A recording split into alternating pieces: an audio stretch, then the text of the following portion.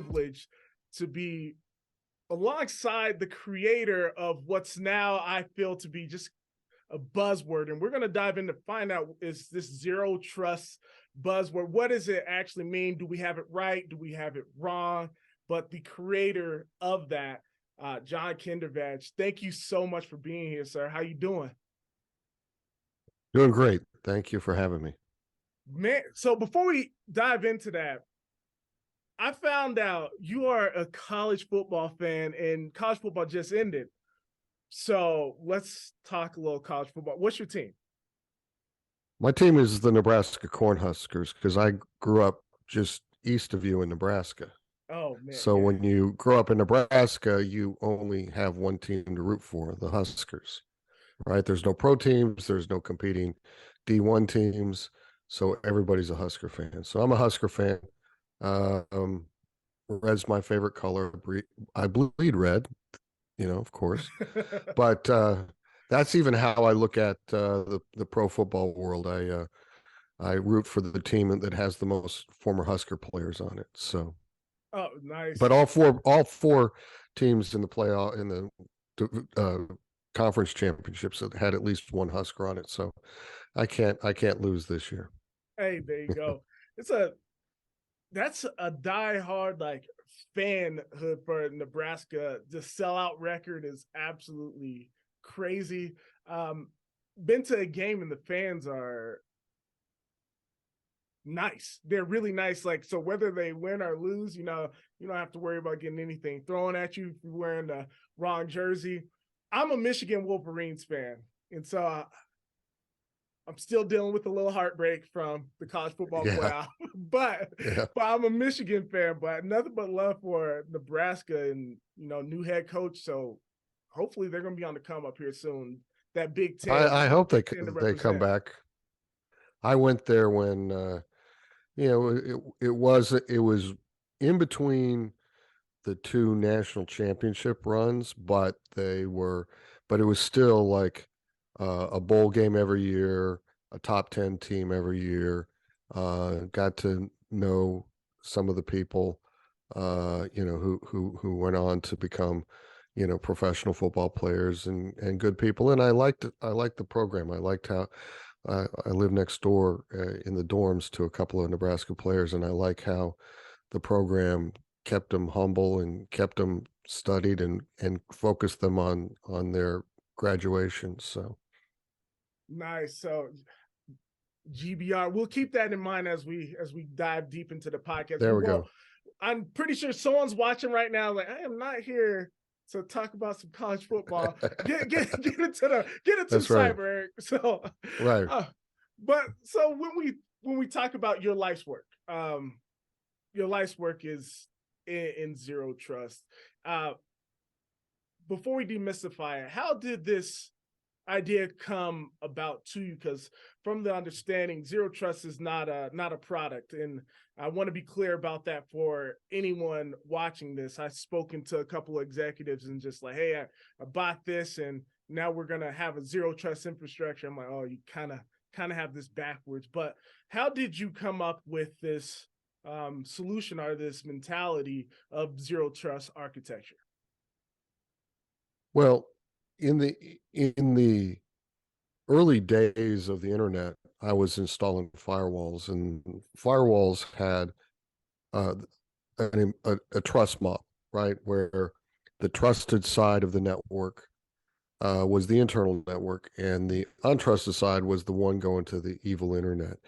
And policy was dependent upon the trust level that you had to define on a per interface level. And so, for example, any traffic coming from the trusted side, the internal network going to the external network, didn't need a rule, a firewall rule, which I thought was bad. And I would always try to put them in, and people would get mad at me. And I'd say, look, how are we going to stop data exfiltration or something like that if we don't have an outbound rule?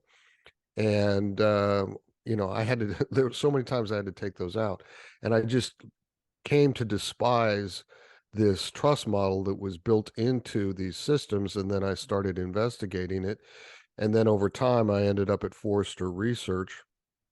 So they gave me a lot of freedom to look at things that probably you wouldn't look at if you weren't at a place like that. And I realized that this trust model was the fundamental flaw. If you look at every single data breach, it's exploiting that trust model. The idea that there's a trusted side and untrusted side. So Snowden and Manning, they're so famous, I call them the Madonna and Beyonce of cybersecurity, right? They're one word people. And what happened? I mean, it wasn't an identity problem there. Everybody wants to put this down to identity. No, it was absolutely. They knew that somebody named Snowden, or asserted to be Snowden, was generating packets on the high side. Somebody named Snowden was asserting to generate packets on the high side, which is uh, the secure network in the government. But nobody looked at the packets authentication, and there was no policy enforcement. And so the actual exploit technique was exploiting the trust model. And so ultimately, I did a couple of years of research and then in 2010, I wrote the first report called "No More Chewy Centers." It wasn't like a huge hit. I think there were 14 people in my first speech. But slowly that report got to be the number one read report at Forster, and then I wrote more and more, and then some companies came in and sponsored speeches and events, and then other companies came in and said, come in and do a workshop. And then I started designing some of the early zero trust. In fact, I designed all of the early zero trust networks, all of them, right? Because no one else was doing it. And I worked with some people in places that I can never talk about. And we realized that this worked. This concept work, this idea that you start at the inside, you design from the inside out, you focus not just on the identity, but also on inspecting the packets. You reduce the attack surface down to the protect surface. All those things that you see, like for example, in the president's NSTAC report. I was on the NSTAC Zero Trust subcommittee, and that's something you should provide to your readers. But that report is pretty much the Bible of zero trust, and so um, I just got so much feedback that this was going to work. And then, to be honest, there was a big data breach called the OPM data breach. You've probably heard about that, of course. And I went to Capitol Hill afterwards because they had called out and asked in the congressional report that all federal agencies adopt zero trust. And so that sent me on this tour of Congress, and I met with a bunch of congressional staffs and a congressman, and found out that, yeah, this was being pushed at the highest levels, and so that's what led to the huge adoption of zero trust, the OPM data breach, because they had been able to determine that a zero trust environment would have stopped OPM from happening.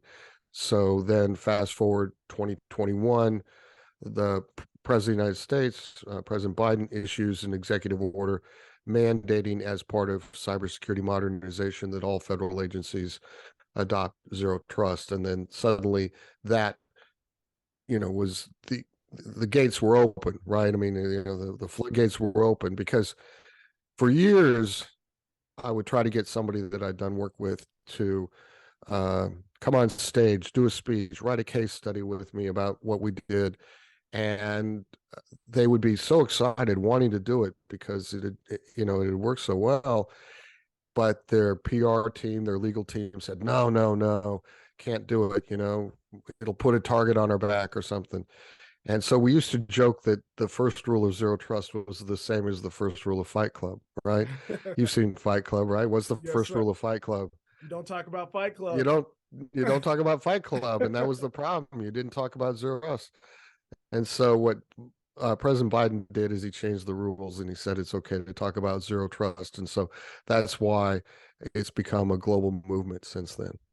Oh, that's interesting. So when you explained at a high level what zero trust is, but can you tell us what zero trust is not? So we think we understand what it is. What is zero trust not?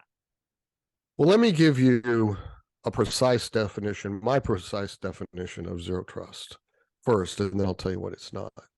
So, zero trust is a cybersecurity strategy designed to prevent data breaches, which I define as the exfiltration of regulated or sensitive data into the hands of malicious actors, and to stop other cybersecurity attacks from being successful, doing this by eliminating the concept of trust in digital systems.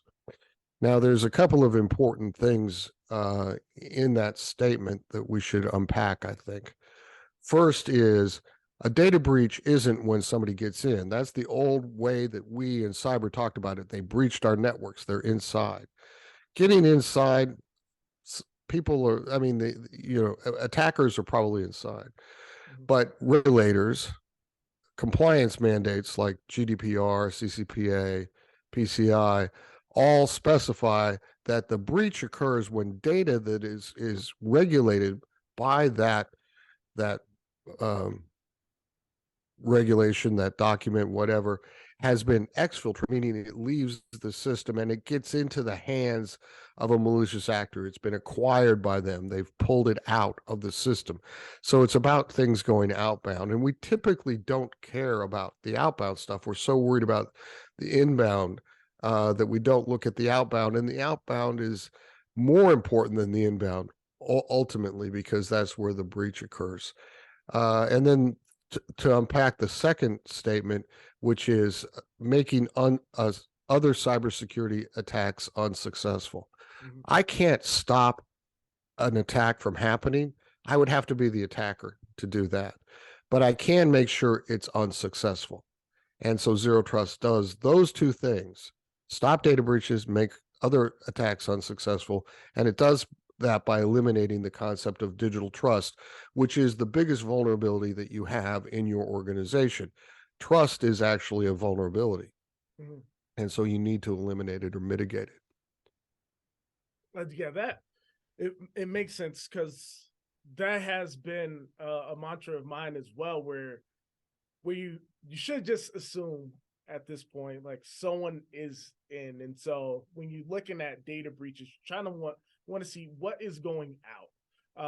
The fact that if the assumption that someone's in, that should already change your methodology and how you design your policies and your procedures within your infrastructure, but you just want to keep data from flowing out, because this is not the early 90s, where back in the day, attackers would just attack to destroy. Nowadays, they attack for information, because information holds a tremendous amount of value, rather than, hey, we just want to break or change your desktop background like in the early 90s, or we just want to Right, sure. brick your computer so your computer won't be able to turn on anymore. At this day, the attackers, they want to sit in your network for as long as possible and exfiltrate as much data out as long as possible, because that data and that information is invaluable depending on your organization. Well, and how do they monetize things, right? So these people make a lot of money. There's a lot of money that's been made in this. And so it's not insanity, a cyber criminal, because you can make a tremendous amount of money and your chances of getting caught are very, very small compared to other types of crime. So if you want to make good money and you don't really care about the morality of it, it makes perfect sense to get into cybercrime. But then there are some nation state things that do want to break things. Stuxnet is the great example, right? And attacks against critical infrastructure.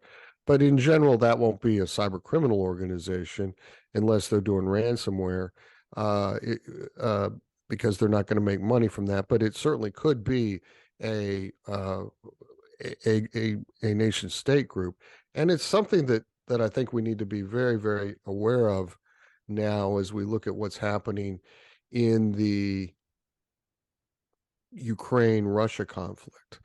Yeah. One of the unique things in talking to someone who's very in tune to what's happening over there is that a lot of people who wouldn't necessarily be involved in creating cyber attacks are doing it now for patriotic purposes. So, for example, you and I, right? We aren't malicious actors, we aren't cyber criminals, but if our country was under attack and the country said, everybody in cyber get together and try to come up with these new ways of attacking stuff, we might do that for patriotic reasons. The problem is you can't control that. You can't control that attack methodology, that tool, whatever it is. And so that stuff is starting to end up into the hands of criminals and people who want to do more nefarious things with. So that's going to be one of the unintended consequences of the kinetic war in the Ukraine, which is an increase in the cyber war globally. Yeah, the world is changing as we created this digital environment that we're trying to live in. It's changed kind of everything. It's changed how we shop, but it also changed how we communicate. But it's also changing all of our critical infrastructure. And to your point, it's changing war as well. Hacking for patriotic purposes. That's a ethical dilemma some people will have to deal with, and some people might be listening now thinking about like, oh, would I? Like, oh man, like that's a good point. And it reminded me of a conversation I was having a good friend during the the COVID days, the dark days we want to talk about. And it was just kind of heartbreaking and eye-opening at the same time, where you look at the infrastructure and you're like, man, they are really hacking hospitals during a pandemic. And that was during a time where early on, where we didn't know how severe COVID was, where all of us, regardless of where you sit, there's a moment where we all collectively were scared. And then you hear about an attack on a hospital. Like, oh my gosh, like there's really no rules to this anymore. And so the attackers it's much more malicious than how we even practice. And so a notion something regarding not even zero trust that I give to every organization is, when you have your cyber trainings, practice how you fight. Don't keep the gloves on, because I promise you the attacker's not going to have the gloves on. Like, if your phishing training is nothing but clicking next 5 times and getting the gold star, you put the gold star on a piece of paper, they put it on the refrigerator, everyone claps, and then you forget about it. You're doing it wrong. Like, you're absolutely doing it wrong. And so if your cyber training needs to simulate the real world, because if not, you're in for a rude awakening. Yeah, the real world is pretty darn crazy, you know. That is true. So to quote you as we move through our discussion on zero trust is, the hallmark of zero trust is simplicity. And as you explain it and you think about it, it might be a little confusing to some. Like, how do you view as zero trust being simple, when it may be a notion that sounds complex to some other people? And the last question to this is, do you feel a mid-size or even a small size organization could implement something like zero trust, or do you have to have a certain level of infrastructure to implement something that the hallmark of it being simplicity? Well, let's start with the second question first, because zero trust is a strategy and that makes it scale free. Strategies don't care how big you are, right? So you can apply those things. You may choose different tooling based upon what your budget can afford, but that doesn't matter because there's a lot of great technology out there. But again, zero trust isn't a technology; it's not a product, right? But in terms of simplicity, I designed it so that there were basically 9 things that you needed to know in order to build a zero trust environment. So there's 4 design principles that I talk about all the time. Uh, Design principle 1 is focus on the business outcomes. What is the business trying to achieve? If you don't know this, if you don't, I talk to people all the time, they don't know what the company they work for actually does. And so if you don't know what it does and you don't, therefore you don't know what it needs to protect, what's sensitive, what's not sensitive.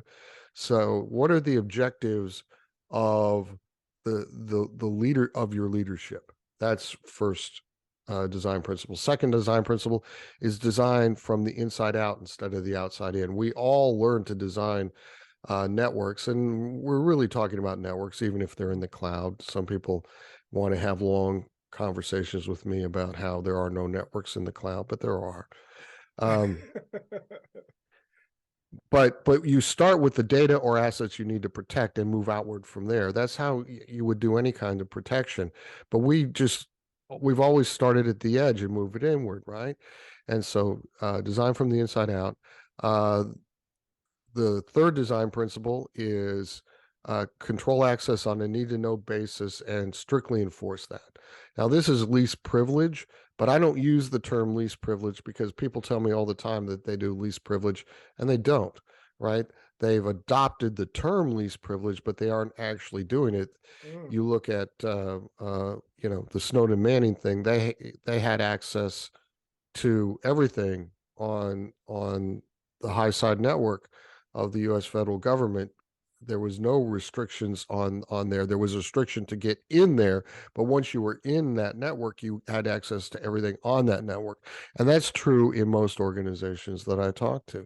They don't actually restrict because it's challenging. You have to actually do some real work to do that. And then the fourth thing is design principle is that you inspect and log all traffic in real time, all the way up to layer 7. And we do this so that we can create a policy. Ultimately, zero trust is a layer 7 policy. We just need layer 7 controls to enforce that policy. So I'm trying to get to these easy to read and write layer 7 policy Mm. statements.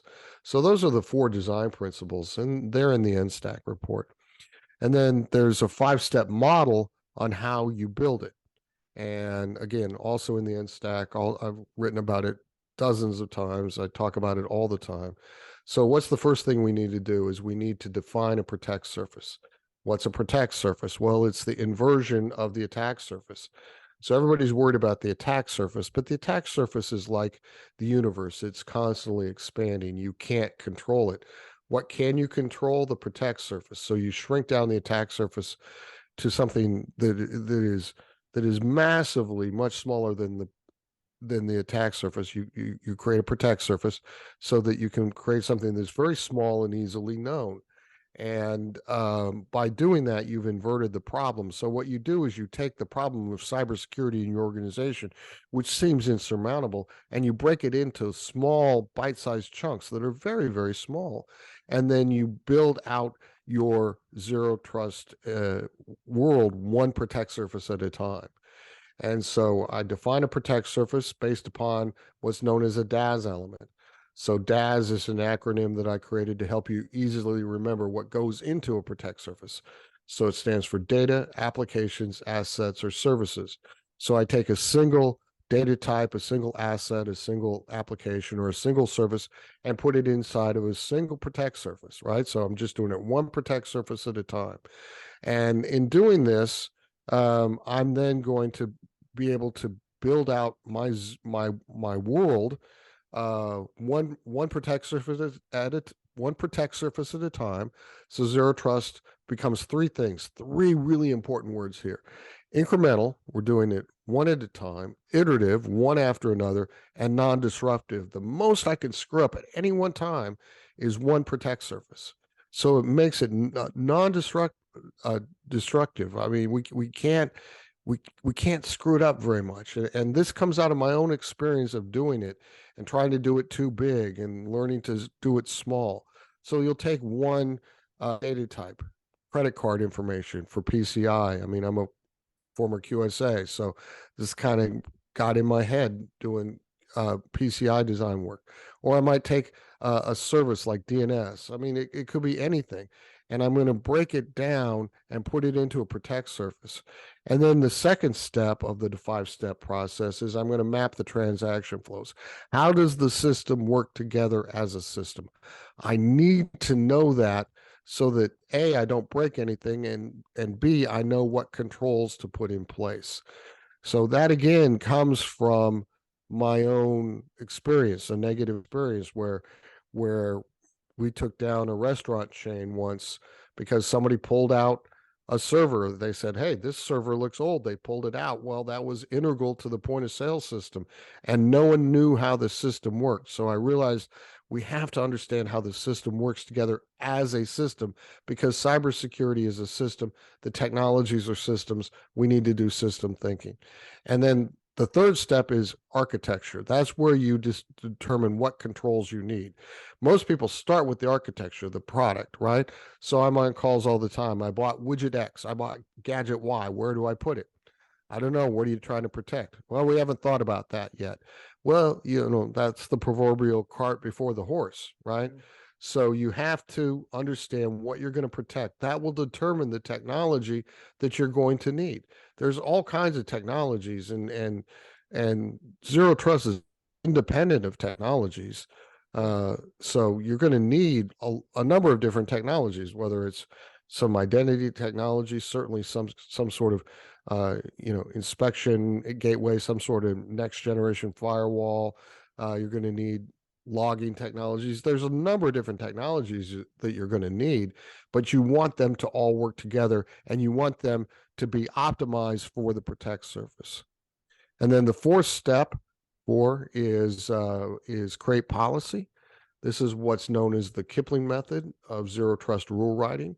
So Rudyard Kipling wrote a poem in 1902 where he gave us the idea of who, what, when, where, why, and how. And that's why I call it the Kipling method.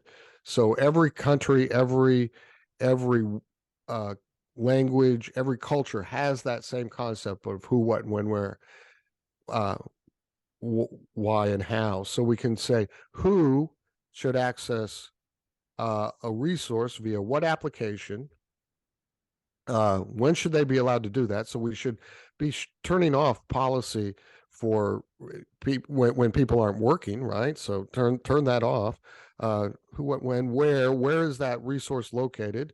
Right? It could be on premise. It could be on a cloud in a cloud environment. It doesn't matter. This is completely abstracted away from the location of the resources. Um, why is kind of you know in my head, that's reserved for data classification and some other things that we're going to add later on. And then how? How should I look at that packet before I allow it to access the resource? So that's all the things like in intrusion prevention or URL filtering or sandboxing or DLP. Those are the how types of statements. So if I can make a statement and say all these things are true, then allow, right? So and so zero trust is a set of granular allow rules. We start off with a default deny, right? So policy is binary. All I can do is allow or deny. That's it. And so um, if I start with a default deny, hey, 50% of your decisions are taken away from you. You don't have to make those decisions because you started with a deny, and then you just turn on allow, and you do it very, very granular. Now, there's occasionally times when we might put a deny rule on, and they're so unique that they're not even worth discussing. But if you start with the default deny, now you're going to win.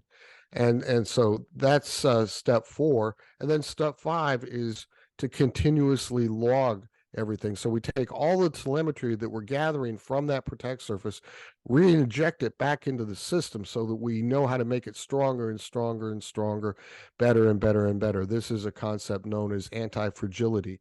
I got it from a book by uh, Taleb called Anti-Fragile. He gave me the vocabulary to talk about what I've been trying to create in Zero Trust, which is a system that gets stronger and stronger over time, right? So we typically look at systems as either fragile or robust. And in his book, Anti-Fragile, he defines a new type of system uh, called an anti-fragile system. So he's talking about it within the context of the financial world, but he uses as his metaphor the human body, right? So when you want to lose weight, get in shape, train for the marathon, whatever you do, right? You start running, lifting weights, swimming, whatever it is, you're putting your body under a tremendous amount of stress. but your body is able to adapt and get stronger because your body is a anti-fragile system. So we can turn our networks, our digital systems into anti-fragile systems using zero trust. So those are the 5 steps. So if you know the 4 design principles and the 5 steps, you've got 99% of zero trust down. But too many people are trying to make this too complicated for reasons I cannot even fathom. I look at some of the stuff that people write and I go, where did you get that? That's insane. But hey, you know, Yes, sir. I I love that you started off with understanding the business, and I think that is critical, and not just to applaud for everything that you're doing just because you're in front of me, but I think that is an area that is highly overstated, or I'm sorry, highly understated. It's just that in order for you to implement any security strategy at all, whether it's zero trust, all trust, we want to trust, whatever you want to implement, if you don't understand your business, that strategy does not stand a chance. And so I know there's this big push for the CISO position. And I hopefully other executives are watching this and they understand it's not because we want a cool title or anything. It's that in order for your security strategy to be successful, we need a seat at the tables because we need to understand what the hell's going on. Because if you view cyber or security as inconvenient or the department of no, it's because we have to say no because we don't know what's the business case to say yes for. And I think that is an area that is just key. And so I'm glad that you started with that because without that, I feel strongly nothing else matters because you're just really shooting in the dark. now here's the good news. Leadership, executives, those kinds of people all can understand zero trust very easily. It resonates up to the highest levels of any organization. I've had conversations with, well, a congressman, with admirals and generals, with congressional staffs, with CEOs, with members of boards of directors. They all get zero trust strategically, right? It's sometimes harder to have this discussion with the technologists because, quite frankly, they don't want to change what they're doing. They're afraid they're going to have to do more work. And so um, this is something that will help you get that leadership buy-in. I've seen it all the time through my career. It actually was something that kind of surprised me originally, and I realized that I needed to spend more time uh, with those leaders because that changed the incentive structure and in an organization. I remember I was in London, and there were some technologists who just really said some let's just say unkind things about me and zero trust and everything. And then uh, the the the big dog of the company, the big leader, came in and asked me to do a whiteboard on what we're doing. And I remember he said, "Wow, this is really good. I can understand this. This is a great idea." And he turned to these 2 guys who'd just been bashing me all day. And he said, "Don't you think this is a good idea?" "Oh, yeah, this is a good idea, boss. This is great. We're going to do it." And so, and what he did is he changed the incentive structure. Their incentive was, I'm going to push back because I don't want to do anything different, right? I mean, the main complaint about zero trust for years is that's not the way we've always done it. And my point is, the way we've always done it hasn't been working. So, hey, we should try something new. And this is the only thing in IT that we still do the way we did it in the 20th century. I mean, you're in the software world, right? Yes, sir. And yeah, how many COBOL or Pascal programmers do you have on staff? Zero. Zero, because we changed the game in a lot of those kinds of things, right? But we haven't changed the game in this part of the business, and we need to do it. And so that's what zero trust is designed to help do. Oh, that's great. So that buy-in from the executives is necessary. So for those that are looking to implement something like zero trust, are struggling with their security strategy, maybe drawing it on the board, maybe just trying to understand the business. I've had conversations with executives, with organizations I was with before, just that frustration of like, hey, can I get in a business meeting, because I'm getting status updates with everybody else, and if you want me to help lead this thing, I really need some help, because I don't know when to say yes. Because if you need to create a database with credit card information in it, it's just, the answer is going to be no until I understand why. Like I need to understand why, and I just need to understand the business case why, because there has to be an understanding of why does this thing need to exist, because we're taking on more PII or EPHI if you're in a healthcare organization for no reason until you understand that reason. Right. And cybersecurity typically does, you're right. Cybersecurity typically doesn't have a seat at the table, and it needs to. And I have found it in my own experiences that a lot of times cybersecurity problems are hidden from leaders because they're embarrassing to the people who intermediate between the leadership and cybersecurity. So I would argue that the CISO should always report directly to the CEO, the because cybersecurity is mission critical. You know, take an airline for example. You can have the three P's of an airline: people, passengers, pilots, and planes.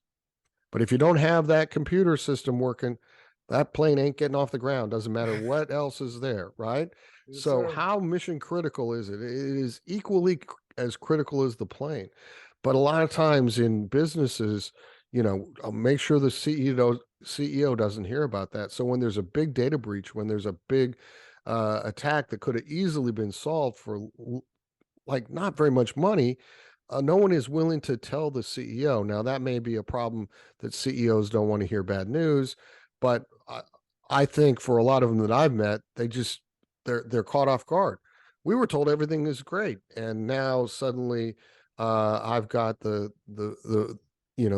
Department of Justice and the FBI here doing an investigation. What happened?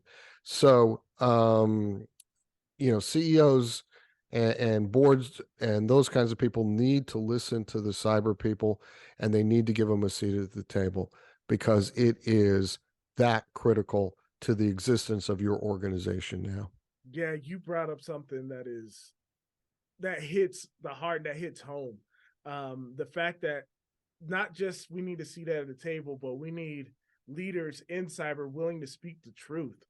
Because if you're going to be a yes man, yes woman, yes person, just to say, no, everything's fine. Yeah, we can, if the organization's financially struggling, you're like, no, we can lose 3 or 4 people, but in the back of your mind, you're like, oh my God, this is going to be miserable.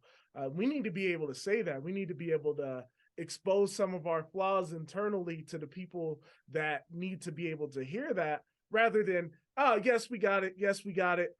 Sometimes they need to hear, no, we don't. We don't got it. And we need help, or we need a couple people, or we need to budget for some particular technologies or something along the lines of that. And so I love that perspective, because we do need leadership to listen, but we need leadership to speak as well, because so many times we have cyber experts not willing to expose that, hey, I don't know this. I need to hire an expert in that implemented something like zero trust, because I don't even know what it is, or I don't fully understand it. Can you consult with a John Kindervag or something like that in order for us to implement something like that? Because I don't know. And something that I don't know is not incompetence. That's just human nature. We don't know everything. And so sometimes you need to hire someone to strengthen your weaknesses on your particular team. Oh, absolutely. There's a thing known as Bill Joy's law. So Bill Joy was one of the founders of Sun, I think. I'd have to look that up because I'm doing this off the top of my head. But he has a famous quote, And in economics, it's actually defined as Bill Joy's law. And it goes something like, no matter how big you are, most of the smartest people in the world work for somebody else, right?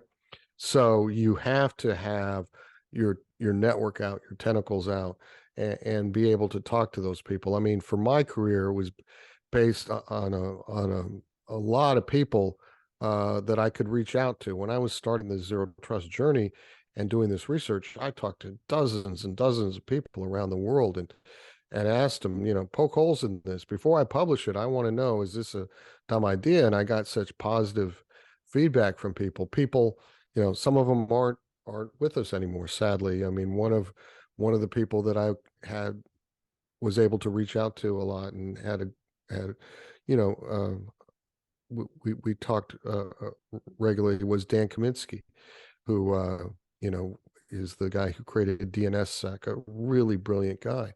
And when I was just a tadpole in the primordial soup of cybersecurity, he would give me his time, and I've always appreciated that. So I always try to give back to the community, because the community gave so much to me when I was first starting. Yeah, that's fantastic. Mentorship is everything. I have a ton of people that are mentors to me that don't even know they're mentors to me, because just know anytime they speak, I listen, because there's so much to learn. This industry is so deep. The trade is so vast, and there's so much that you have to know. And we spoke a lot about business and what business needs to do, but the honest thing that business can't do is hire everybody. And so you're going to have to know a lot of different things and areas and where to go for help when you need help, because undoubtedly you will need help. Like when Oh Live yeah, for Jay happened, it's just kind of, I was wondering, people like, who the hell is Jay? And I'm like, what, right. like, where's he logging? And I'm like, oh my gosh, that's an inherent risk that a lot of people didn't even know they had. It's just like, hey, this library that we had that was created by these people, that was created over here. And so by transitive property, we accepted this risk. And I'm like, oh my Well, damn. and to be fair, no one knew it was going to be a problem. No one knew there was going to True. be these issues in it, right? When they created it, because it takes, the process is somebody creates something and they create it as good as they can at the moment. And then somebody looks at it from a different lens and they go, "Oh, I see what I can do to do something bad to that." And so the vulnerability, I remember back in the day, some congressman thought we should just outlaw software vulnerabilities. That'll solve everything. Well, a vulnerability isn't a vulnerability when it's first created, right? I mean, everybody's trying to do the best they can. No one's, or well, in general, no one's putting things in, for negative purposes. So it's just the very nature of technology. It's a very, very complex thing. Dan Gear, the former CTO of At Stake, and then he went on in QTEL, one of the great eminences of our business, uh, likes to say that cybersecurity is the world's most intellectually challenging business.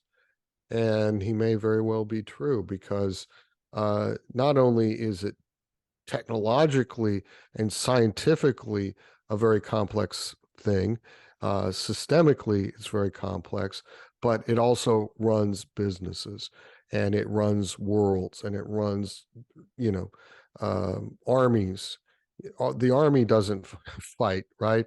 Uh, One friend of mine who's in special forces said, if somebody wants to attack us, what they need to do is take down our ability to make PowerPoints, because we couldn't go to war without PowerPoint, right?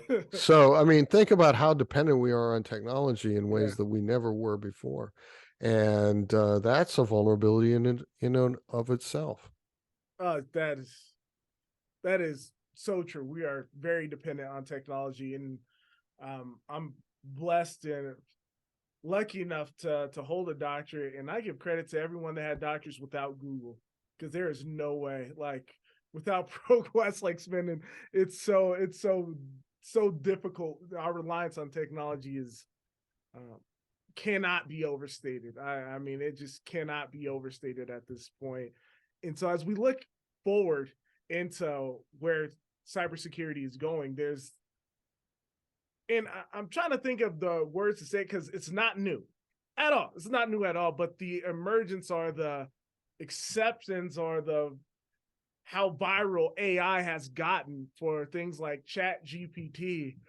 What is your foresight, and how do you feel like those things are beginning to change the game now that businesses and the news presses and social media is now, hey, AI, and so this is going to be forced upon the industry. How do you feel that some of this is going to end up changing cyber in your perspective?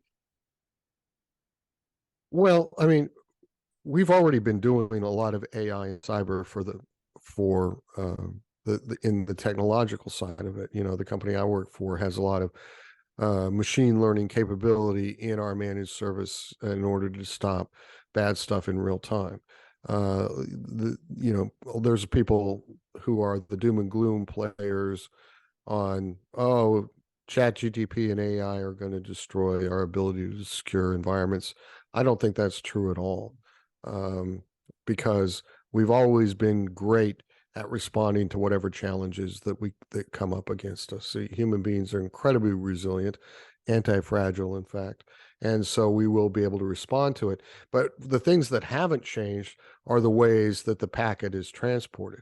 So right now we're still, you know, it's still binary data on TCP/IP, and so that gives us an advantage in that there's a limited and knowable amount of space that these things can happen. So there's going to be things that, um, you know, artificial intelligence or some of these new technologies, deep fakes, whatever they are going to cause problems. For example, I would think facial recognition as a way to do, um, uh, say, uh, authentication Yeah. will have to go by the wayside with the way deep fakes are working now. That just seems like it's not going to hold up under that kind of pressure. I could be wrong, but who knows? But so it's gonna change some of the ways we do authentication, perhaps. It's certainly going to help attackers build new tools that haven't been seen before. But we're already seeing that with the way malware toolkits create functionally a 0-day attack all the time. So we have to have, you know, deeper investigations other than just static signatures in order to look for particular attacks or threats. Mhm. So I'm not particularly worried on that. I mean, I think it's a, you know, chat GTP is kind of a fun thing right now. The if you know, chat GTP 4, when it comes out, it's supposed to be massively bigger. You know, and there's all kinds of things going on in that world. But I'm optimistic in the resilience of human beings. I'm also of the belief that's given the fact that the networks that these things run on, are finite, right? So there's a finite amount of things that can be done, and so we'll figure that stuff out. So, but it is certainly fascinating, and let's see if in August Skynet becomes self-aware finally. It's only what is that? Supposed to be self-aware, and what was it, 95 maybe? I can't Yeah, remember, yeah. right? But so it's a little bit behind, quite frankly. So, Oh hmm. yeah, if you watch the movies, we have let every director down so badly. Like Back to the Future, we're supposed to be way further now. If you look at movies from the 70s and 80s, the year 2000, we're supposed to be flying, and it's Although all look bad. at something like 2001: A Space Odyssey, which came out when I was a kid, and I could have never imagined, you know, video calls, what we're doing now. Sure. And so, you know, I've seen a tremendous amount of technological change in my lifetime. I remember getting the first ever video game, Pong. If you've ever heard of Pong, see, Yes, sir.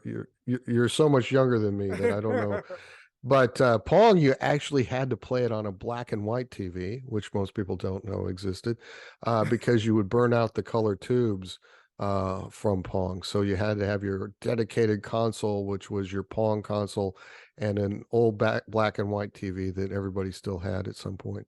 So yeah, it's changed so much, uh, and quite frankly, when people freak out that something breaks, I'm more like, wow, isn't it amazing that it works so well? Because it actually, in the history of humanity, is very, very new. We can't really say that this goes back much more than maybe the late 80s. So it's it's it's well within our lifetimes. It's not like other technologies that are much older and much more mature. So there's a lot of growing up that this business has to do. That's for sure. Yeah, I agree.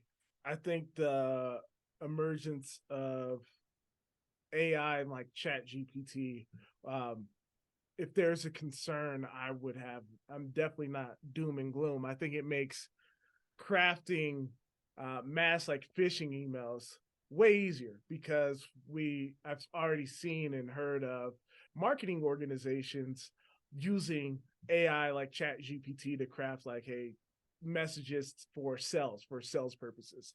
In my perspective, Absolutely. yeah, my perspective, phishing and digital social engineering is nothing but malicious marketing, which is actually There you go. it's more effective. And so to craft uh, messages like phishing messages and phishing campaigns on a threat actor side might become a little harder to detect because it's not just going to be the Nigerian prince anymore. It might not be, the low easy ones, everyone that goes to the spam filter that no one even sees anymore, the Coca-Cola contest that you won that you never even got into. A lot of Right. those may go by the wayside or they still be there, but you might get some better ones coming out due to the availability of a tool like Chat GPT. I think you'll get better ones coming out. Absolutely. But what you won't be able to do is expect human beings to understand what is phishing anymore.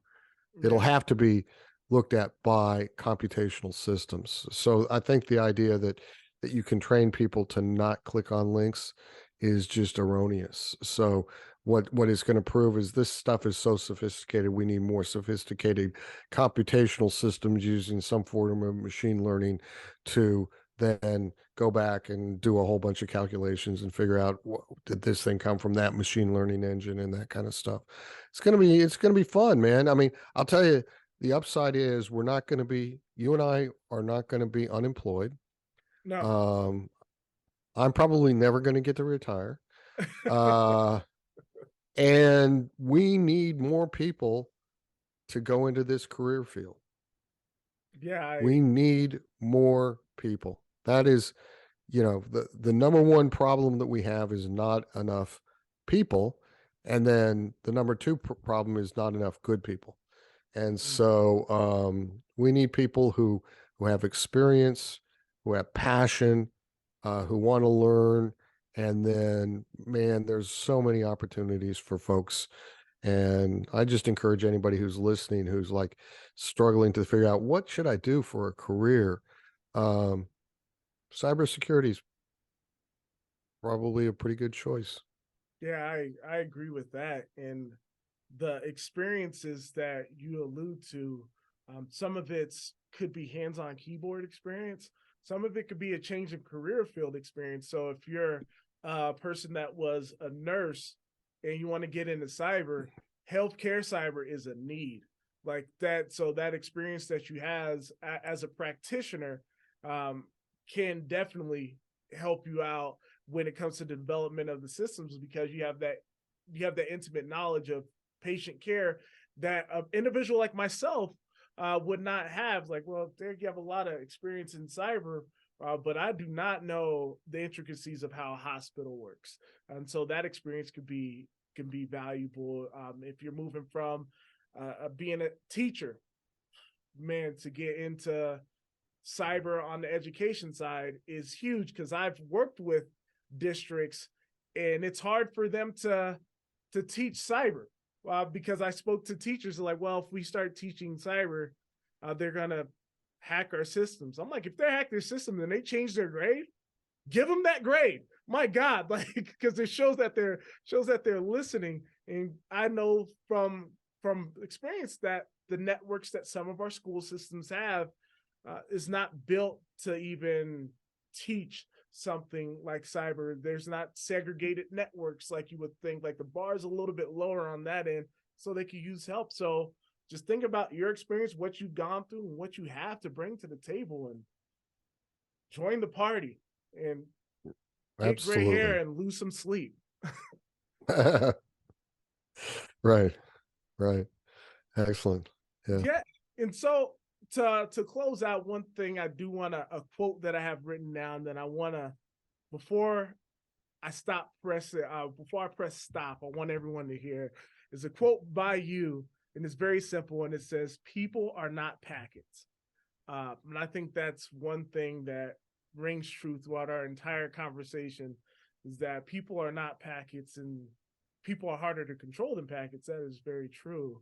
But when we have a statement like that, can you just expound upon that and just tell us what do you meant? What did you mean when you said that? So, in order to understand technology, we often anthropomorphize it. So we say, John is on the network, right? Eric is on the network. Well, neither one of us are on the network. You're sitting near Colorado Springs in your podcasting studio. I'm at in my office in Dallas, Texas. We're both just sitting here. So what we really mean is um, our identity is asserted to be generating packets on the network. So I haven't shrunken down into a subatomic particle and been sent over the network to the Zoom server so that we can do this. That hasn't happened to me. It rarely happens in the movies. Tron, Lawnmower Man. I hear Wreck-It Ralph, but my kids are old enough that I never had to watch that. So thank goodness I Uh, avoided that. you should watch But it. It's actually good. Like, okay, the okay. humor Uh, is awesome. Watch Wreck-It Ralph. watch Wreck-It Ralph. Okay, I'll put that on my list. Right, but so yeah, pe- people get that idea that human beings are on the network. But even in the Matrix, think about the Matrix. They got to plug in. This is what we're doing. So your identity, Eric or John, the identity is an assertion to a device that's generating packets. So I keep trying to say, because people would always say that I was accusing people of being trustworthy, which is not something that I've ever said or care about. I mean, that's a philosophical, moral discussion. I'm saying something more profound. People aren't packets, right? All I'm trying to do is control packets to allow the right packet to get to the right data set.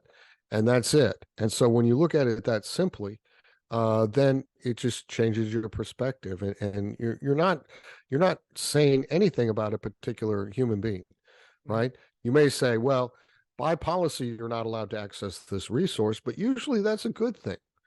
I don't know if you remember, but back in 2008, there were a number of people who worked for the government who actually ended up in prison. What was their crime? They looked at the passport records of the presidential candidates in Mm, violation of federal law. And they had access to that on their computer systems on the networks, because there was no segregation, there was no real uh, least privilege access being done, and so their defense was, we were curious, and curiosity is not a good defense in court. So they ended up in prison. And wouldn't it have been better if we just didn't allow people who didn't need to have access to passport records to get access to passport records, right? It would have saved some people a prison term. And I talked to one hacker after he got out of prison, pretty famous guy, and I said, well, I guess everything turned out. You got a wife, you got a kid, you got a great career. And I said, oh, but if I could go back in time and not do it again, I'd give up all of that just so I didn't have to go to prison. mm, Right. So think about that.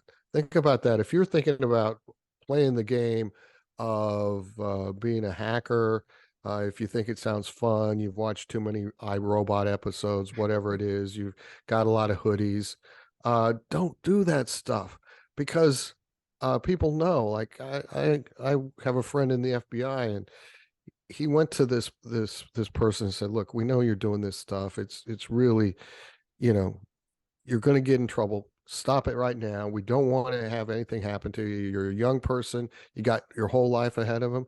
Did they heed that warning? No. They ended up getting arrested, prosecuted, going to prison. This is, don't go to the dark side. We need you on the side of the Jedi's. And so please come over to us. We're more fun anyway. Oh, I agree. I agree. And there's you don't have to. I can only imagine like have to duck and dodge on the streets one thing, but being afraid every time you're on a computer because you think you're being monitored. Oh man, that's it's Yep. got to be a Yep. rough way to be. Well, Yep. hey John, thank you so much for sitting down, chatting with me for a little bit. I really appreciate it. You bet. It's a pleasure. It's an honor. Thank you for what you're doing to educate and articulate and just get the message out about cybersecurity, about zero trust, about anything, right? Because this is the thing, man. The more awareness we have, the better off we'll be. Yes, sir. And for everyone watching, as you know, down below is like the comment section, which is an absolute war zone. So feel free, chime in whether something you found insightful, something you agree with, something you disagree with, and that iron sharpens iron. Those different perspectives help us out because what may work for us may not work for you, and share why, because we need to be able to continue the conversation, because as technology evolves and as times change, opinions change, facts begin to evolve. Like, hey, that was true then, but is it true now? So don't be shy. Feel free to comment down below. I'll join in as well. So hey, this is Doc Huff from the Mic Club. Thank you so much for spending time with us. I'll catch you later on the next episode. Peace. Here we are again.